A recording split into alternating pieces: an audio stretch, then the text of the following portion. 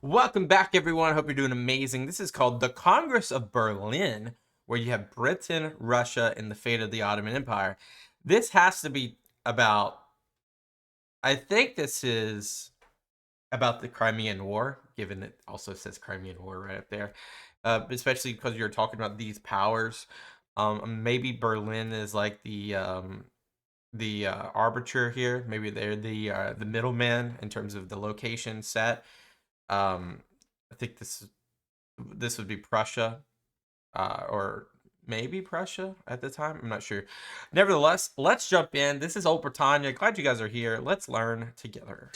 In 1856, the Crimean War ended with the defeat of Russia's ambitions against the Ottoman Empire. But though the Eastern question, the problem of what to do with the still declining Turkish state, was put on ice in 1856, it was kicked down the road to World War One. It had not been permanently solved. The Crimean War had been primarily caused by the designs of the great powers. In 1875, none of them seriously wanted to reopen the wound and the arguments that would come with it. The Russians still felt humiliated by the closure of the Turkish straits to their navy, yet since they had no Black Sea fleet, they would be in a worse position if the straits were opened. The Austrians still depended upon free navigation of the Danube as their main economic link with the rest of the world, something that could easily change if the pliable Turks were not their neighbours. The British still needed the Ottoman Empire as a great neutral buffer to secure the Eastern Mediterranean. If not completely satisfied, none of these empires were aggravated enough to reopen the issue. This time, however, the crisis would in effect be forced upon them. The Ottoman Empire in 1875 was a failing and increasingly tyrannical despotism. Some of the worst deprivation was to be found in its Balkan provinces, largely populated by Christians hostile to Turkish rule. I mean, it is exactly what Bismarck said. And I tried to remember what it was two or 3 days ago when we did a video about the aims of each other's powers in World War One, and I still don't remember what he said. But it is very much a spark that is just ready to ignite there. In July, a revolt broke out in Herzegovina, followed quickly by another in Bosnia.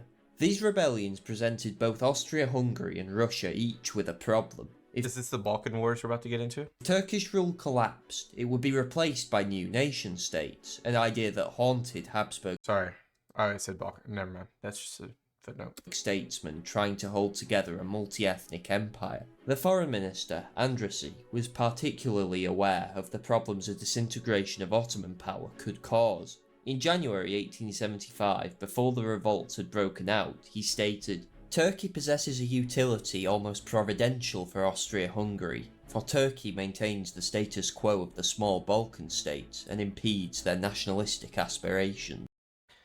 Well, dang. Yeah, we'll keep them at bay. Keep them at bay. Basically, you're strongmanning the Balkans with that statement. For Russia, the problem was quite the opposite. Slav revolts were encouraged by an increasingly prevalent idea in the country known as Pan-Slavism. This eclectic mix of Western nationalism and Orthodox mysticism varied in practice from vague Slav sympathy to grandiose plans for a united Slav empire. Were they actually... That's interesting. That's really interesting.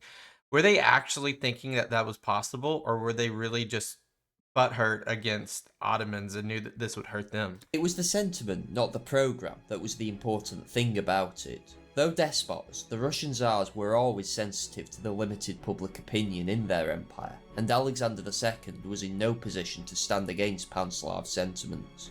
The international situation was further complicated by political divides in both empires. In Austria-Hungary, the military only wished to absorb new territory, and would have been quite happy to carve up the Balkans with St. Petersburg.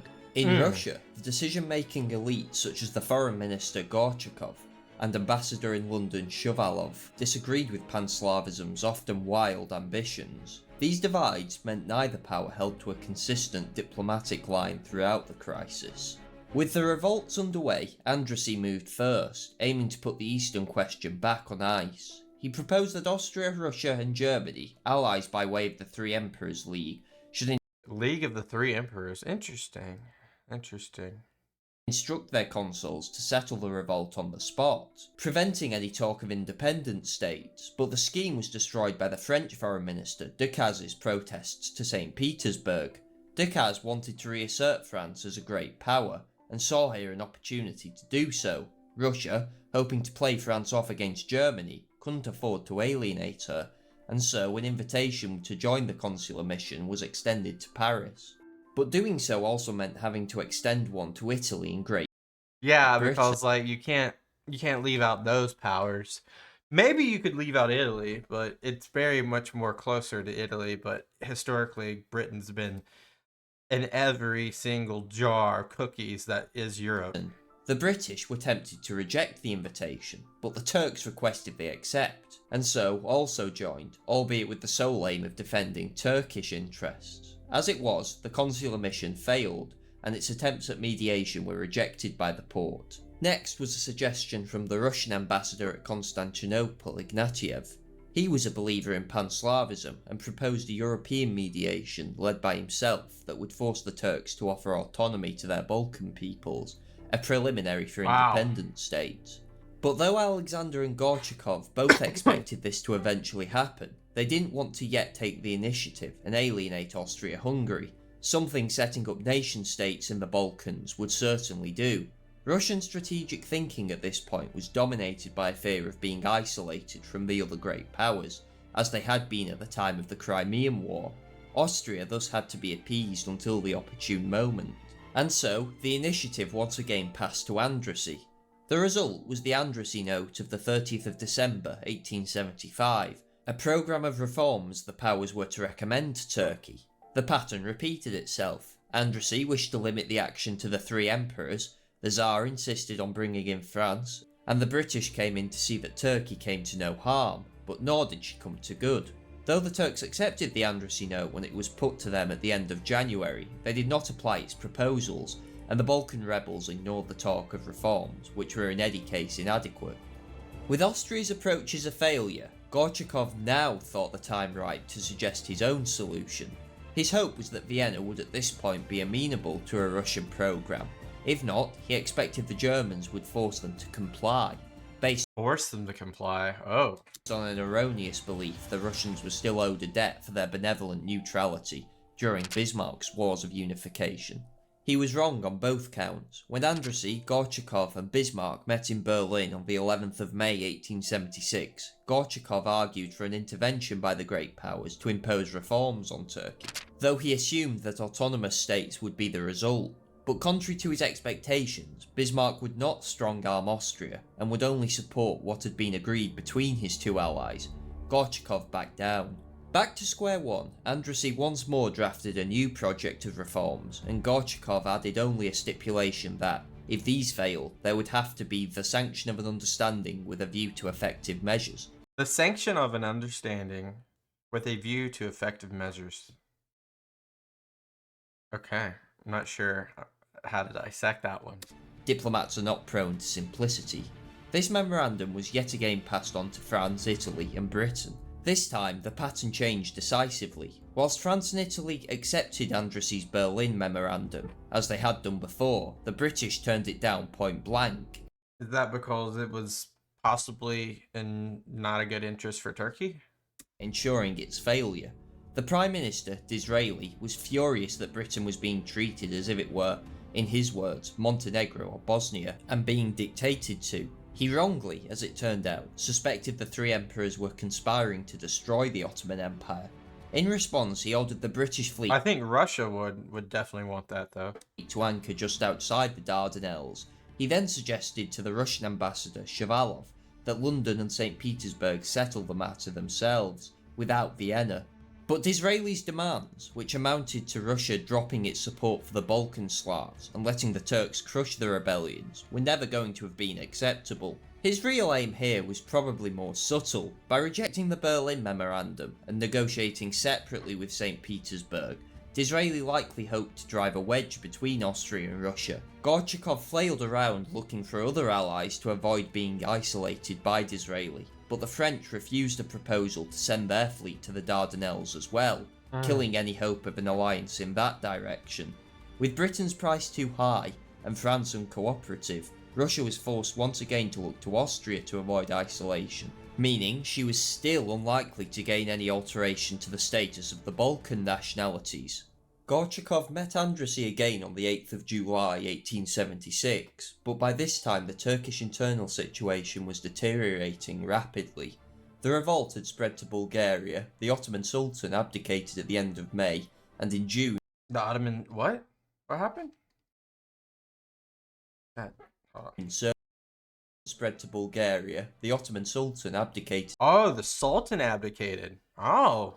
At the end of May, and in June, Serbia and Montenegro declared war on the Turks. No longer was it a question of dealing with a minor revolt. The complete dissolution of the Ottoman Empire now seemed at hand. So, rather than attempt to draft yet more reforms that were unlikely to be implemented, Austria and Russia instead agreed to the principle of non-intervention, or so it was thought. If the Turks won the war and crushed the rebellions, they would not be allowed to benefit from their victory in any real way. And if she lost, Austria and Russia would divide the empire between them. It was a reasonable agreement, and there So you can't lose, is what you're saying? So their poor rebels are on their own, is what you're saying? Interesting. was little the British could have done about it. Yet just months later it was upended by Alexander II.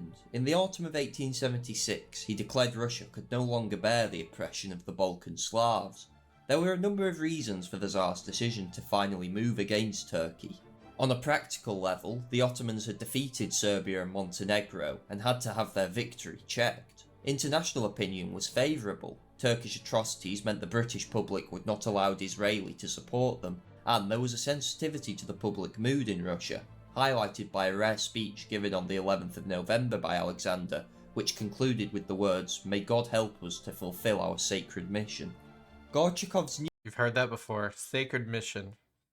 new task was to secure the way for Russian military intervention in the Ottoman Empire. This meant squaring all of the great powers, for if they combined against Russian intervention, she would be forced to back down. He started with Germany, which Gorchakov still believed owed Russia and could keep Austria submissive. When Bismarck had fought his wars of unification, Russia had maintained a benevolent neutrality. Now, they expected the Iron Chancellor to repay the debt by supporting Russia's own war. Well, we'll see how that works. I mean, that's the problem with expectations. You just don't know how it's going to go down the road. So it's better not to have the expectations. But Bismarck was unmoved. He believed he had paid the debt by supporting Russia's remilitarization of the Black Sea in 1870. He would thus not bow to Gorchakov's demands. Bismarck's gripe was not that Russia was going to war. He would have been happy to see the Ottoman Empire dismantled. Rather, it was that he wanted Russia and Austria to work together in doing so, and would not jeopardize his alliance with the Habsburgs by forcing them to comply, as Gorchakov wanted. It meant Russia would have to strike a separate bargain with Austria-Hungary. The negotiations were tense. Andrassy was a wily politician who obscured the fact Austria was in no position to fight Russia over its Balkan interests. Indeed, Austrian generals would rather have been fighting alongside them. But the Russians were desperate to conclude the pact quickly, and so the Budapest Conventions, as the agreements became known, secured for Austria-Hungary a neutral buffer between them and Russia in the form of Serbia and Montenegro, all of Bosnia-Herzegovina for the Habsburg Empire, and a term that was to become important later, which vaguely specified there was to be no great compact Slav state or other. Even so, Russia had now protected herself from the isolation she experienced in the Crimean War. There was even more good news internationally for the Tsar. In November 1876, the British proposed a conference at Constantinople to work out yet another set of reforms. Though all of the great powers sent representatives, negotiations Look at that bunch of handsome lads. We got 10 of them. were mainly between the British plenipotentiary, Lord Salisbury, and his Russian counterpart Ignatieff. As was to become standard over the following decades, Salisbury showed himself to be the most reasonable and far-seeing British statesman of the day. He rejected Disraeli's line that Turkey had to be supported no matter what, and instead sought a compromise with Ignatieff, but the Turks again rejected any serious reform proposals. They calculated that the British would still support them anyway, fearing Russia too much. They were wrong. Not even Disraeli could object to the Russians going to war for the sake of reforms his government had helped draft.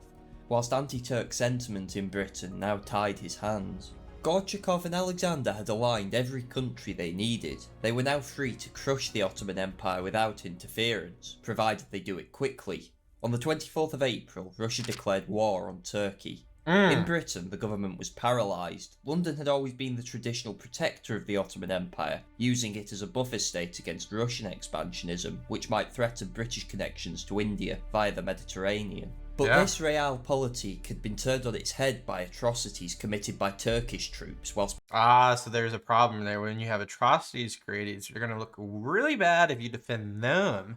So now you're kind of like stuck between a rock and a hard place. And the pan-Slavic Slavism that it's theorized by Russia here is basically a theory to collapse them into the Balkans in a territory expansion like no other, unprecedented for Russia.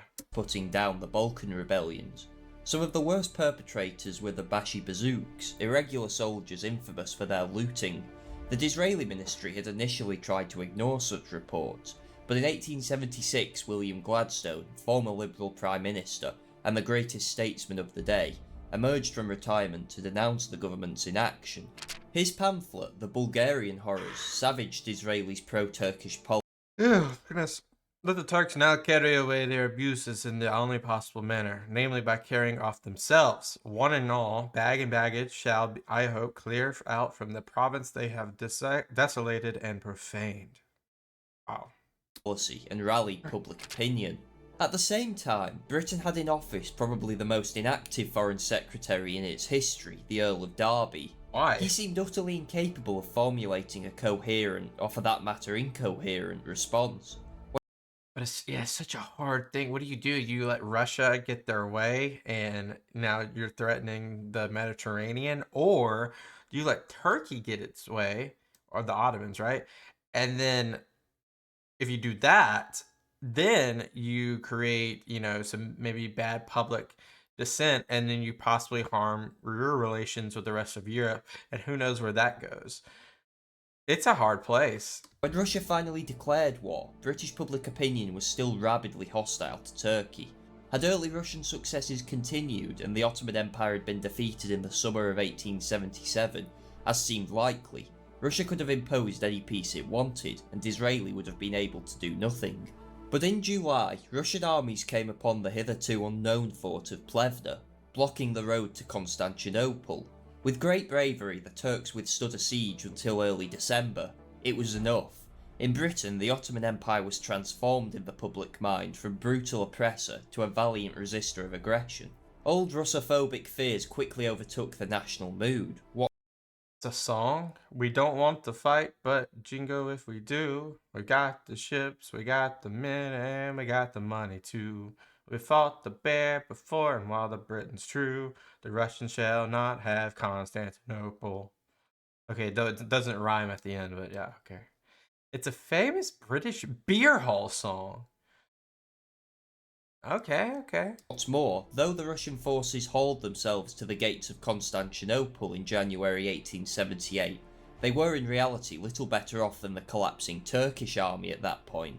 An armistice was soon after concluded, but Russia was in no position to renew the conflict should she need to. Salisbury astutely observed, their military history has been one long record of defeat, their finances, never good, are now desperate, their social condition is a prolonged crisis threatening at any moment of weakness socialist revolution. Russian weakness was to play a crucial role in the negotiations that year. They had expected the Ottoman Empire to crumble, and for peace terms to have become obvious from there. The fact Turkey had survived meant St. Petersburg had to hastily create a treaty that both cemented their victory and did something to relieve the plight of Balkan Christians. The result was San Stefano, mainly negotiated by the Pan-Slav Ignatiev. This created what was to become known as Big Bulgaria, which Russia would occupy for 2 years and then maintain as a puppet indefinitely, along with the independence of Serbia, Montenegro and Romania. The Turks put up little resistance in the negotiations and preferred to make their capitulation someone else's problem. If Russia was to be checked, it would fall to the British Empire to do it. But Britain continued to be paralysed by the vacillating leadership of Derby in foreign affairs. Well, now it's easier to pick sides because now, it's the conflict's pretty much over. So He would probably go with the status quo, right? On the 23rd of January 1878, before the armistice, the British fleet had been ordered to Constantinople. Derby, scared of any action at all, had resigned. The order was withdrawn and Derby persuaded to remain in office. Finally, in February, the fleet was once again ordered through the Dardanelles and arrived at Constantinople on the 13th. Derby clung on at the Foreign Office until the end of March, hoping to deter any action that could lead to war, but when the cabinet overruled him and called up the reserves, he finally resigned. Dang, that's shameful, man. I thought you would do something. I had hope for you. I don't know why I had hope for you. I had no hope for you, actually. He was replaced by Salisbury. At last, Britain could begin to set the agenda, and on the 29th of March, he published the Salisbury Circular, outlining Britain's objections to the Treaty of San Stefano. Austria's objections were even more forceful. Ignatieff had elected to ignore the Budapest Conventions when negotiating San Stefano, meaning he had made no allowance for an Austrian occupation of Bosnia, whilst Big Bulgaria certainly violated the promise of no Great Compact state, at least in Andrassy's mind. Ignatieff tried to rectify his mistake, but Andrassy refused his suggestions, whilst Bismarck yet again declined to strong-arm Austria. Germany's lack of action was a particularly crushing blow, as it effectively isolated Russia internationally after all. For the first time, but certainly not the last, the Russo-Prussian friendship was shaken. The views of Britain and Austria greatly alarmed Gorchakov, who knew his country was in no condition to stand against both. Shavalov was ordered to belatedly come to an accommodation with the British. Salisbury exploited the fact that Russia was in no state to continue the war to press home his claims. He insisted that Bulgaria was divided by a line running from east to west along the Balkan mountains, something that would show the Russians did not dominate the Balkans. By negotiating directly with Russia, Salisbury also avoided having to buy Austria's support for a formal alliance. Andrassy panicked and appealed to Bismarck. Salisbury, genuinely grateful for Bismarck's even-handed approach throughout the crisis, signed a separate agreement out of respect for the German Chancellor. Dang, Salisbury is just pulling weight right now. Like, he is moving. Allowed Austria to occupy Bosnia in return for recognising his new treaty with Russia. Salisbury's final move was to secure a treaty with the Turks on the 4th of June, which guaranteed their possessions in Asia Minor in return for Cyprus, which gave Britain a naval outlet in the eastern Mediterranean. Ah, so that's how Cyprus fell. The Congress of Berlin, which convened on the 13th of June to finalise the settlement, was to a large extent an anticlimax, for most of the important details had been agreed beforehand.